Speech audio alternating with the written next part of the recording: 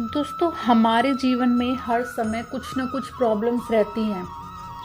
कभी ये प्रॉब्लम, कभी वो प्रॉब्लम, कभी रिलेशनशिप से प्रॉब्लम, कभी ऑफिस में प्रॉब्लम, किसी बॉस ने कुछ बोल दिया या एम्प्लॉय ने कुछ बोल दिया, वहाँ से हमारा मूड ख़राब हो गया। कभी फैमिली मेम्बर में कुछ डिस्प्यूट हो गया, कभी अपने रिलेशनशिप्स में डिस्प्यूट हो गया, कभी मन में कोई पुरानी चीज़ आ गई कि यार ये ऐसे था, ये वैसे था, उससे आप थोड़ा सैड हो गए हो। फिर आपको लगता है कि अरे यार अब मैं दुखी हो गया हूँ, मैं क्या करूँ। चलो, आप अपने मूड को ठीक करने के लिए कुछ करते भी हो, फिजिकल एक्सरसाइज कर ली, थोड़ा बाहर घूमाए, थोड़ा दोस्तों के साथ गपशप मार ली। फिर आप जब अकेले होते हो, फिर से आपको वही चीज़ें याद आती है वापस से।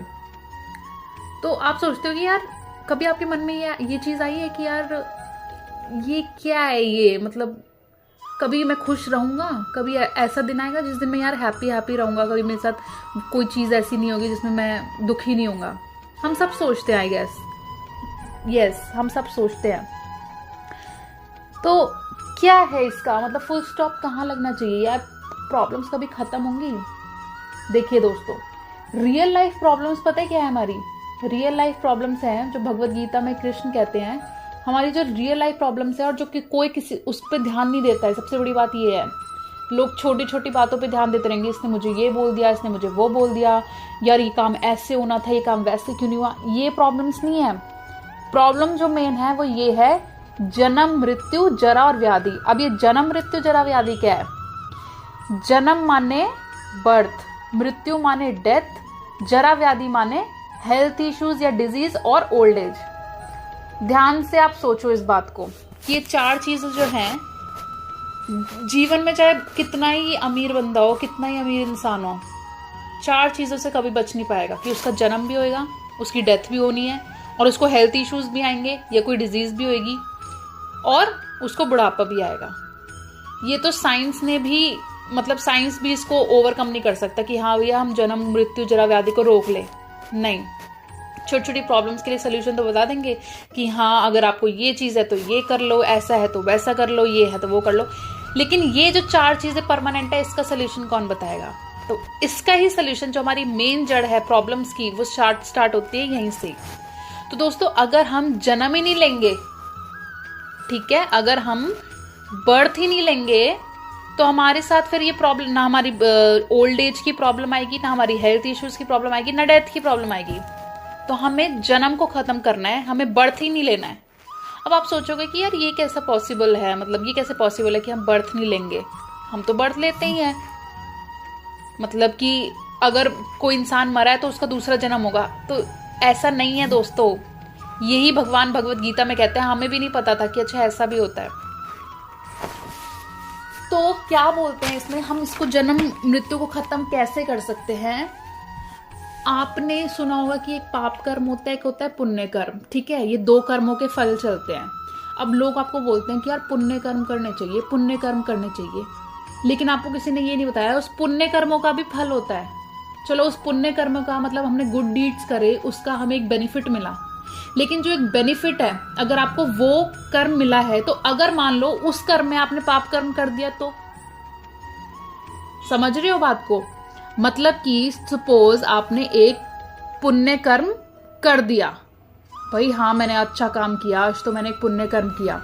अब उस कर्म का फल यानी रिजल्ट मान लो आपको कुछ साल बाद मिलता है, आपके साथ कुछ अच्छा हो जाता है, और मान लो उस अच्छाई में आपने गलत काम कर दिया, या अहंकार से तो घमंड आ गया कि ओहो मतलब कुछ अच्छा हो गया तो घमंड आ गया, तो उसका आपने गलत काम कर दिया, तो वो बन गया आपका पाप कर्म। अब उस पाप कर्म का फिर से फल मिलेगा। तो जब तक, भगवान कहते हैं कि जब तक हम अपने कर्मों के बंधन से मुक्त नहीं हो जाते, तब तक हमें वापस से जन्म लेना पड़ेगा। अब आप यहां समझना बात को। देखो, जन्म ना लेने के लिए हमको अपने जो हमारा कार्मिक अकाउंट है वो नील होना चाहिए, मतलब ना उसमें पाप कर्म होने चाहिए ना पुण्य कर्म होने चाहिए, क्योंकि पाप कर्म और पुण्य कर्म दोनों का ही रिजल्ट मिलता है। तो हम कभी इससे ओवरकम नहीं हो पाएंगे। तो भगवान यहाँ बताते हैं कि हमें जन्म को रोकने का मतलब ऐसा क्या करें हम कि जिससे हम बर्थ ही ना ले पाए। इसके बाद में बताऊंगी कि बर्थ नहीं लेंगे तो हम जाएंगे कहाँ पे। तो बर्थ नहीं ले पाएंगे, तो सबसे पहले हमें अपने जो कार्मिक अकाउंट है उसको नील करना होगा। उसको नील कैसे करना पड़ेगा? तो भगवान जो बोलते हैं भगवत गीता में कि जो भी तुम कार्य करो, मतलब कि ये जो इंसानी शरीर बन रहा है ये ऐसी मशीन है कि ये बिना कर्म किए रह ही नहीं सकता। मतलब कि अगर सपोज हम लेटे हुए हैं, हम सोच रहे हैं यार मैंने तो आज कुछ करा ही नहीं, आज तो मैं लेटा हुआ हूँ, तो लेटना भी तो एक कर्म ही है, ठीक है। अब आप पूरे दिन तो लेटे नहीं रहोगे, आपको भूख भी लगेगी, प्यास भी लगेगी, ठीक है, तो आप खाने के लिए भी उठोगे, पीने के लिए भी हाथ चलाओगे, सब कुछ करोगे, तो वो भी तो एक कर्म ही है। तो ऐसा तो पॉसिबल ही नहीं है कि हम बिना कर्म के रह सकते हैं, फर्स्ट ऑफ ऑल। दूसरा, भगवान कहते हैं कि अगर आपको कर्म करने ही है तो क्यों ना निष्काम कर्म करो, ताकि आप बंधन में पड़ो ही ना।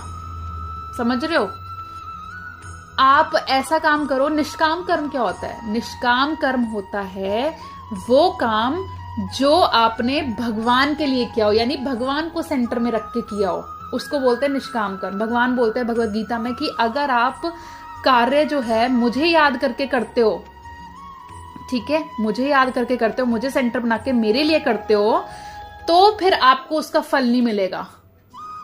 अब आप यहाँ डर मत जाना, ओहो फल नहीं मिलेगा तो मैं ये काम करूंगी, नहीं नहीं नहीं, ये बेनिफिट है। यहाँ पे बेनिफिट कैसा है कि अगर आप पाप कर्म करोगे उसका भी रिजल्ट है, तो आपको फिर से जन्म लेना पड़ेगा जब तक कि वो रिजल्ट आपका, मतलब वो फल आपका पूरा नहीं हो जाता।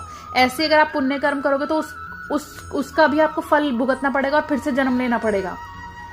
तो इसलिए आप जो भी कर्म करो, ठीक है, वो ये सोचे करो कि भगवान ने मुझे आदेश दिया, मुझे ये भगवान के लिए काम करना है। हाँ, अब आप ये बोलोगे अच्छा मैं कोई गलत काम करूं वो भी भगवान को याद रख करके, नहीं नहीं, अगर आप भगवान को याद करके करोगे तो आप गलत काम कर ही नहीं पाओगे कभी, फर्स्ट ऑफ ऑल। दूसरी सबसे इंटरेस्टिंग बात ये है दोस्तों कि आपने तो देख लिया ये इस जन्म में, आपने देख लिया कितनी मिजरीज हैं इस लाइफ में, ठीक है। आप चाहे अब्रॉड चले जाओ, चाहे आप इंडिया में रहो, चाहे आप कहीं चले जाओ, हर जगह जन्म मृत्यु जरा व्याधि, ये 4 तरह की चीजें हैं और इसी से ही प्रॉब्लम्स आती रहती हैं। जब तक आप कोई इस धरती पे हो, चाहे वो जानवर के रूप में हो, चाहे वो आप पेड़ की योनि में हो, चाहे आप मनुष्य योनि में, आपको मिजरीज होनी ही होनी है। ये लिख के ले लो, ये भगवान बोलते हैं कि ये जो संसार है ये दुखालय प्लस अशाश्वतम है, मतलब टेम्पररी है और प्लस दुखों से भरा पड़ा है। यहाँ पे सुख नहीं है, सुख खोजने जाओगे तो दुख में ही पड़ोगे।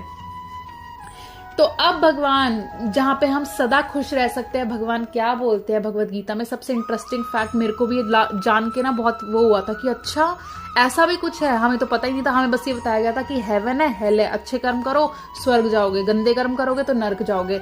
और आपको ये बात पता है कि अगर हमारे जो स्वर्ग की अवधि है, मतलब वहां भी हम कुछ टाइम के लिए रह सकते हैं, मतलब जब तक हमारे पुण्य कर्म बचे, मतलब हमने जो किए हैं उसका हिसाब मान लो 100 वर्ष का है, ठीक है, तो हम 100 वर्ष तक स्वर्ग में वास करेंगे, अपना मजे करेंगे और वापस से हमें धरती पे ही आना पड़ेगा। या फिर अगर हम नरक में गए तो वापस हमें धरती पे आना पड़ेगा। तो हम तो यहाँ पे लाइव देख ही रहे हैं यार कितनी प्रॉब्लम्स है। तो भगवान बोलते हैं कि जो गोलोक वृंदावन है जहां पे कृष्ण रहते हैं, वहां पर कोई भी जन्म मृत्यु जरा व्याधि नहीं है। वहां पर अनलिमिटेड सुखी सुख है, सुखी सुख है। वहां पे ना कोई टाइम है, ना कोई लाइट है। वहां पे भगवान के जो बॉडी में से जो लाइट निकलती है वहीं से ही प्रकाश होता है सब कुछ। वहां पे कोई दुख नहीं है, कोई मानसिक दुख नहीं है, कोई कुछ भी नहीं है वहां पर। और अगर हम एक बार गोलोक वृंदावन चले गए तो वहां पर जो भगवान के धाम को गोलोक वृंदावन बोलते हैं, गोलोक वृंदावन चले गए तो फिर से हमें यहाँ पे लौट के आने की जरूरत नहीं है। तो हमारा एंड हो जाएगा, मतलब हम फिर वापस से जन्म नहीं लेंगे यहाँ पर, और जन्म नहीं लेंगे तो हमें ये प्रॉब्लम्स नहीं झेलनी पड़ेंगी। तो अगर हमें सदा के लिए खुश रहना है तो हमें गोलोक वृंदावन जाने की तैयारी करनी चाहिए। अब गोलोक वृंदावन जाने की तैयारी कैसे करते हैं? तो भगवान बोलते हैं देखो मृत्यु सबकी होनी है। भगवान ने भगवत गीता में ये भी बताया है, जीना कैसे है, जीना तो कैसे ही है वो भी बताया है, प्लस मरना कैसे है वो भी बताया है। कुछ लोग मरने की बात सुन के करते हैं हाय ये मत बोलो, हाय मरना कैसे बोल दिया तुमने, ये तो अशुभ है। अरे अशुभ कैसे है, ये तो रियलिटी ऑफ लाइफ है, सबको एक दिन मरना है। तो हम इस क्वेश्चन को अनदेखा क्यों करते हैं, मतलब इसको हटा देते हैं बिल्कुल अपनी लाइफ से। नहीं यार, हमको हर समय ये सोचना है कि यार हमें हमारी डेथ होनी है, इसमें कोई बुराई नहीं है, लेकिन अपनी डेथ को तुम अच्छा बना सकते हो। कैसे अच्छा बना सकते हो? तो भगवान बोलते हैं जब जो लोग मृत्यु के समय मेरा स्मरण करते हैं, मतलब भगवान श्री कृष्ण का स्मरण करते हैं, वो मेरे धाम को प्राप्त होते हैं। मतलब भगवान बोलते हैं जो मृत्यु के समय जिस जिस भाव को वो याद करते हैं। सपोज जैसे किसी की मृत्यु आई, अब उसके मन में नॉनवेज खाने की थिंकिंग आ रही है। अब नॉनवेज कौन खाता है? एनिमल्स। तो उसको अगला जन्म जो है एनिमल में से किसी एक उसका मिल जाएगा।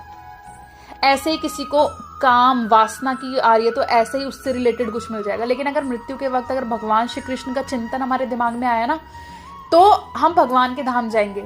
अब वो चिंतन कैसे आएगा?